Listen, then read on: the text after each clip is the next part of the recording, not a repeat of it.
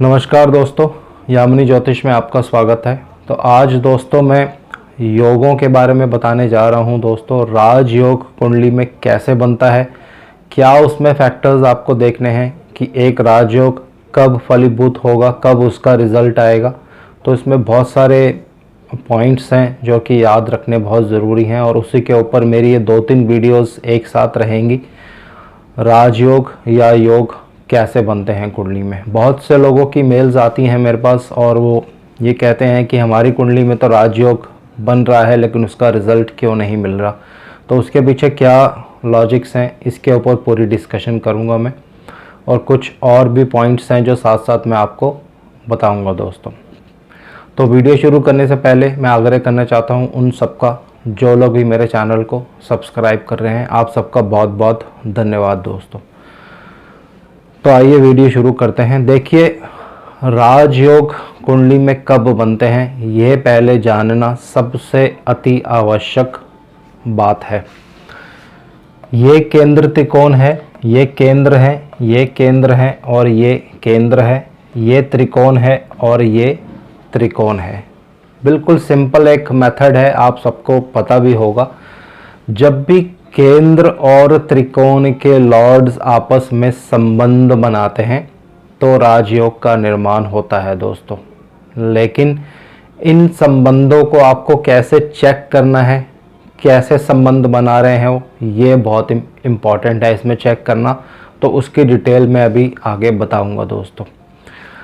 राजयोग पूर्ण रूप से 100% जो उसका रिज़ल्ट है वो तभी देगा अगर वो केंद्र त्रिकोण में ही बन रहा है और उसमें किसी दूसरे भावेश का मतलब होता है लॉर्ड, किसी दूसरे भावेश की इन्वॉल्वमेंट नहीं होनी चाहिए दोस्तों। किसी भी तरह से अगर कोई दूसरा भावेश उसमें इन्वॉल्व हो जाएगा, दूसरे भावेश से मेरा मतलब है 3rd Lord, 6th Lord, 11th Lord, 8th Lord, अगर इनमें से कोई लॉर्ड उस राजयोग बनने वाले प्लैनेट्स के बीच में आ जाता है दोस्तों, तो जो राजयोग की मात्रा होती है वो बहुत घट जाती है और उसका जो रिज़ल्ट होता है, जो आप सोच रहे होते हैं कि इस दशा में तो अब मुझे बहुत अच्छा रिज़ल्ट मिलेगा, तो वो रिज़ल्ट जो है सिर्फ 20-30% ही रह जाता है दोस्तों। 100% रिज़ल्ट कब मिलेगा, कैसे मिलेगा, ये कुंडलियों से डिस्कस करेंगे। और स्वर्गीय इंदिरा गांधी जी की कुंडली के बारे में आपको मैं बताऊंगा कि कैसे उनको राजयोग की प्राप्ति हुई, कैसे उनकी कुंडली में 3-4 राजयोग इकट्ठे बने दोस्तों। तो केंद्र त्रिकोण के लॉर्ड्स आपस में संबंध बनाए तो राजयोग बनता है, ये बिल्कुल क्लियर बात है। लेकिन संबंध किस तरह होना चाहिए इसके बारे में पहले मैं आपको जानकारी दे देता हूँ। देखिए, संबंध जो होते हैं वो 4 तरह के होते हैं वैदिक एस्ट्रोलॉजी में। कुछ YouTube चैनल्स पर या कुछ बुक्स में आपको और भी संबंध बताए गए होंगे, लेकिन बेसिक जो होते हैं वो 4 ही होते हैं दोस्तों। इसी के ऊपर पूरी वैदिक एस्ट्रोलॉजी जो है आधारित है। राजयोग इसी से फलित राजयोग का जो फलित है वो आप इसी से देख सकते हैं। तो आइए एक एक करके मैं आपको बताता हूँ और उसका मतलब क्या होता है ये बताने की कोशिश करूँगा मैं यहाँ पे। पहला जो संबंध होता है जिसको एकत्र स्थित कहते हैं। एकत्र स्थित का मतलब होता है जब 2 प्लैनेट्स किसी एक राशि में एक ही भाव में एक साथ विराजमान हो जाते हैं। तो पहला योग या पहला संबंध जो होता है वो ये होता है। दूसरा संबंध होता है दृष्टि संबंध। दृष्टि संबंध का मतलब होता है कि एक त्रिकोण के लॉर्ड, एक केंद्र के लॉर्ड आपस में एक दूसरे पर दृष्टि डालें दोस्तों। यहाँ पे सिर्फ पूर्ण दृष्टि ही लेनी है आपको, जो दूसरी दृष्टि होती हैं वो नहीं लेनी होती हैं, जिसको एक पाद, द्विपाद इस तरह की दृष्टियाँ कहते हैं। यहाँ पे सिर्फ जो पूर्ण दृष्टि है, पूर्ण दृष्टि का मतलब है 7th एस्पेक्ट, दोनों एक दूसरे पर 7th एस्पेक्ट डालें। और जो स्पेशल दृष्टियाँ दी गई हैं शनिदेव, गुरुदेव और मंगल देव को, उन दृष्टियों को भी आप काउंट कर सकते हैं। लेकिन इसमें एक रूल है जो आपको हमेशा याद रखना है। दृष्टि संबंध तभी बनेगा जब दोनों प्लैनेट एक दूसरे पर पूर्ण दृष्टि डालेंगे। इसको एक एग्जाम्पल से मैं समझाता हूँ। मान लीजिए मंगल देव कुंडली में यहाँ विराजमान है, शनिदेव कुंडली में यहाँ विराजमान है, तो शनिदेव पूर्ण अपनी 10वीं दृष्टि मंगल देव पर डालेंगे और मंगल देव अपनी 4थी दृष्टि जो है शनिदेव पर डालेंगे दोस्तों। तो ये पूर्ण दृष्टि इस तरह से आपको देखनी है। मान लीजिए शनिदेव यहाँ पे हैं, शुक्रदेव यहाँ पे हैं, तो दोनों आपस में एक दूसरे पर 7th एस्पेक्ट डालेंगे तो ये पूर्ण दृष्टि मानी जाती है। अगर सिर्फ सिंगल दृष्टि होगी, एक प्लैनेट ही दूसरे प्लैनेट पर दृष्टि डाल रहा है लेकिन दूसरा प्लैनेट उस पर दृष्टि नहीं डाल रहा है, तो दृष्टि संबंध नहीं बनता है दोस्तों। अब बात करते हैं थर्ड, क्षेत्र संबंध। क्षेत्र संबंध सबसे पावरफुल माना जाता है दोस्तों। इसको राशि परिवर्तन भी कहते हैं। तो ये कैसे बनता है ये आपको मैं बताता हूँ। मान लीजिए सूर्य देव मंगल की राशि में है और मंगल देव सूर्य की राशि में आ जाए तो ये क्षेत्र संबंध माना जाता है। क्षेत्र मतलब आपस में उन्होंने एक दूसरे के जो घर हैं उनमें एक्सचेंज कर लिया। तो क्षेत्र संबंध जब दो मित्र प्लैनेट्स में बनेगा दोस्तों तो बहुत ज़्यादा पावरफुल होगा। जब दो शत्रु प्लैनेट्स में बनेगा तो इतना ज़्यादा पावरफुल नहीं होगा। लेकिन जब दो केंद्र और त्रिकोण लॉर्ड्स में क्षेत्र संबंध बनता है, चाहे वो शत्रु ही क्यों ना हो, लेकिन वो अच्छा रिजल्ट देते हैं। एक पार्ट जो होगा अच्छा रिजल्ट वो अवश्य देंगे, दूसरा पार्ट जो होता है शत्रुता का, वो शत्रुता भी वो अवश्य निभाते हैं। तो ये अलग अलग तरीक़ों से क्लासिफाई करना होता है, या आने वाली वीडियोस में मैं आपको बताऊंगा। चौथा होता है स्थान दृष्टि संबंध। स्थान दृष्टि संबंध भी बहुत इम्पॉर्टेंट है और ये बहुत अच्छा रिजल्ट देता है। इसका मतलब क्या है, मान लीजिए शनिदेव मेष राशि में कहीं भी विराजमान है और मंगल देव जो कि मेष राशि के स्वामी हैं, वो अगर शनिदेव पर दृष्टि डाल लें तो स्थान दृष्टि संबंध बन जाता है दोस्तों। अब ये स्थान दृष्टि संबंध कौन से हाउसेस में बनेगा, उसके अकॉर्डिंगली रिजल्ट्स की जो वेरिएशन होगी, उनकी जो परसेंटेज होगी, पावर होगी, वो उसी तरह से डिसाइड की जाती है। अगर ये दृष्टि संबंध स्थान दृष्टि संबंध त्रिकोण में बने या केंद्र में बने तो बहुत पावरफुल होता है। इसको आने वाले पार्ट में एग्जाम्पल से भी मैं आपको बताऊंगा। तो ये 4 संबंध जो हैं ये बहुत इम्पॉर्टेंट है। इनके अलावा एक और 5वां जो कि बहुत इम्पॉर्टेंट है वो आप नोट कर सकते हैं। कोई भी भावेश अपने भाव पर दृष्टि डालेगा तो ये भी एक तरह से राजयोग का ही रिजल्ट देते हैं, लेकिन उसकी परसेंटेज थोड़ी कम रहती है दोस्तों। तो ये भी आप इसमें ऐड कर सकते हैं। लेकिन ये जो 4 हैं ये बहुत इम्पॉर्टेंट राजयोग हैं दोस्तों। तो अब देखिए एक कुंडली के माध्यम से इनको समझने की कोशिश करेंगे, लेकिन उससे पहले जो एक बेसिक रूल है वो मैं फिर से फटाफट यहाँ रिवाइज करना चाहता हूँ। Second Lord, 12th Lord neutral houses होते हैं। लग्नेश सदैव शुभ होता है। तीसरे, छठे और 11वें भाव के जो स्वामी होते हैं अगर मेलेफिक होंगे तो मेलेफिक, बेनेफिक होंगे तो बेनेफिक। 8th हाउस सदैव खराब होता है। त्रिकोण के लॉर्ड्स ये और ये सदैव शुभ होते हैं और केंद्र के लॉर्ड्स 4, 7, 10 अगर बेनेफिक प्लैनेट होंगे, उनमें बेनेफिक राशियाँ होंगी तो इतने ज़्यादा शुभ नहीं होंगे, लेकिन मेलेफिक राशि होंगी तो बहुत शुभ होंगे। तो इन सब को मिलाकर इन 4 संबंधों में वेरिएशंस होगी। तो अब एक कुंडली के माध्यम से आपको बताने की कोशिश करता हूँ। मान लीजिए यहाँ 2 नंबर है और यहाँ 10 नंबर है और यहाँ सूर्य देव हैं और शुक्र देव हैं, और सूर्य देव जो हैं इस घर के लॉर्ड बनेंगे दोस्तों। तो यहाँ देखिए 2 केंद्र और त्रिकोण के जो लॉर्ड्स हैं वो संबंध बना रहे हैं और वो जो संबंध है वो केंद्र में ही बन रहा है। पहला लग्नेश शुक्रदेव यहाँ पे आ गए, ये त्रिकोण भाव है, बहुत शुभ हो गए। और 4th लॉर्ड सूर्य देव भी यहाँ पे आ गए त्रिकोण भाव में, ये भी बहुत शुभ हो गए।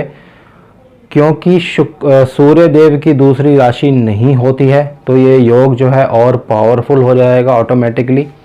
त्रिकोण में केंद्र में मेलेफिक राशि होने की वजह से सूर्य देव ऑटोमेटिकली यहाँ शुभ रिजल्ट देंगे और लग्नेश के साथ युति करने की वजह से वो भी केंद्र त्रिकोण भाव में ये अपने आप में एक राजयोग बन जाता है दोस्तों। राजयोग का तो पूर्ण फल यहाँ से मिलेगा ही मिलेगा, लेकिन ये जो दोनों प्लैनेट्स हैं आपस में शत्रुता भी निभाएंगे दोस्तों, तो उसका रिजल्ट जो होगा वो डिफरेंट होगा, लेकिन बेसिक जो रिजल्ट होगा राजयोग अवश्य मिलेगा दोस्तों। तो ये आपको यहाँ पे याद रखना है। अब मैं आपको एक एग्जांपल बताता हूँ। इंदिरा गांधी जी की कुंडली से थोड़ी सी डिस्कशन करने की कोशिश करेंगे। उसमें बहुत सारे राजयोग जो हैं वो एक साथ बन रहे हैं, तो ये मैं यहाँ रब कर देता हूँ।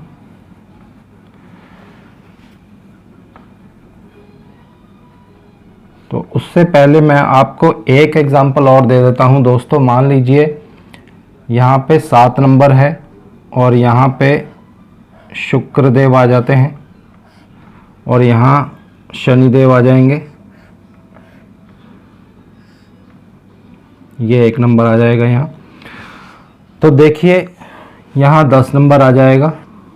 शनिदेव यहाँ लग्नेश है और शुक्रदेव यहाँ 10th लॉर्ड हैं, केंद्र के स्वामी हैं। तो लग्नेश और केंद्रेश में लग्नेश और शुक्र जो कि त्रिकोण के लॉर्ड भी हैं, केंद्र के लॉर्ड भी हैं, दोनों में दृष्टि संबंध बन रहा है दोस्तों। तो ये एक तरह से राजयोग कारक होता है। लेकिन अगर मैं यहाँ पे मंगल देव भी लिख दूं तो अब देखिए ये जो राजयोग बन रहा था इसका जो रिजल्ट होगा वो कम हो जाएगा ऑटोमेटिकली। इसका जो रिजल्ट होगा 20-30% ही रह जाएगा, क्योंकि मंगल जो है 11th लॉर्ड हैं दोस्तों। जब भी त्रिशधाय भाव के स्वामी किसी राजयोग बनाने वाले प्लैनेट्स के बीच में आ जाते हैं तो उस राजयोग के फल में कमी हो जाती है दोस्तों। राजयोग ख़त्म नहीं होता है। ये बहुत सी बुक्स जब आप पढ़ेंगे उसमें ये बहुत क्लियर लिखा रहता है कि त्रिशधाय भाव के स्वामी या 8th लॉर्ड के स्वामी अगर राजयोग बनाने वाले प्लैनेट्स के बीच में आ जाते हैं तो राजयोग ख़त्म हो जाता है। जी नहीं, ख़त्म नहीं होगा। इनफैक्ट जो उनकी इंटेंसिटी होती है, रिज़ल्ट देने की जो पावर होती है वो कम हो जाती है दोस्तों। तो ये कुछ रूल्स हैं जो आपको हमेशा याद रखने हैं, ये बहुत इम्पॉर्टेंट हैं दोस्तों, और प्रेडिक्शन पार्ट में आपके ये बहुत काम आने वाली चीज़ें हैं दोस्तों। तो अब देखिए इंदिरा गांधी जी की कुंडली लेते हैं तो यहाँ शनिदेव हैं और यहाँ 10 नंबर हैं, यहाँ चंद्रदेव हैं। पूरे प्लैनेट्स मैं नहीं लिखूँगा, 11, 12, 1, 2, और यहाँ पे बृहस्पति देव हैं और ये जो है 9 नंबर है, यहाँ शुक्रदेव हैं और ये 8 नंबर है,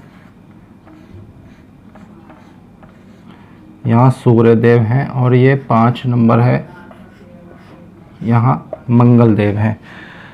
तो देखिए दोस्तों यहाँ पे 3-4 एग्जाम्पल्स जो हैं हमें राजयोग के मिल जाएंगे। एक एक करके मैं आपको बताता हूँ। सबसे पहले देखिए चंद्रमा शनि की राशि में है और शनिदेव जो चंद्रमा की राशि में है, इन्होंने क्षेत्र संबंध बना लिया है।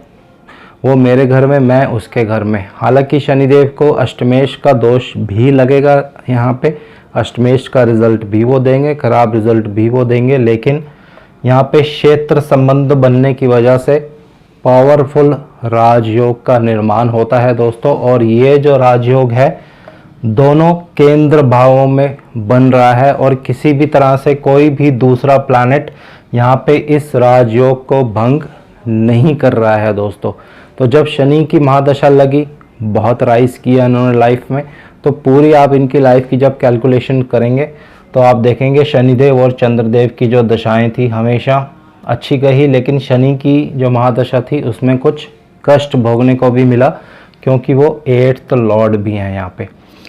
अब दूसरा राजयोग देखते हैं। बृहस्पति देखिए यहाँ त्रिष्ठाय भाव में है, ये 11th हाउस है, बृहस्पति शुक्रदेव के घर में है और शुक्रदेव बृहस्पति देव के घर में है। ये दोनों भी क्षेत्र संबंध बना रहे हैं जो कि बहुत पावरफुल राजयोग होता है। हालांकि ये राजयोग 11वें और छठे घर में बन रहा है दोस्तों, तब भी इसका जो रिजल्ट है वो देखने को मिलता है दोस्तों। अब देखिए मंगल सिंह राशि में है, सूर्य वृश्चिक राशि में है, दोनों एक दूसरे की राशि में विराजमान हैं और मंगल देव पूर्ण दृष्टि से सूर्य देव को देख भी रहे हैं। तो यहाँ दो तरह के संबंध बने, क्षेत्र संबंध तो बना ही बना, एक दूसरे के घर में आ गए, एक दूसरे की राशि में आ गए, प्लस स्थान दृष्टि संबंध भी बना, क्योंकि सूर्य देव मंगल की राशि में है और मंगल देव उनको पूर्ण चौथी दृष्टि से देख भी रहे हैं दोस्तों।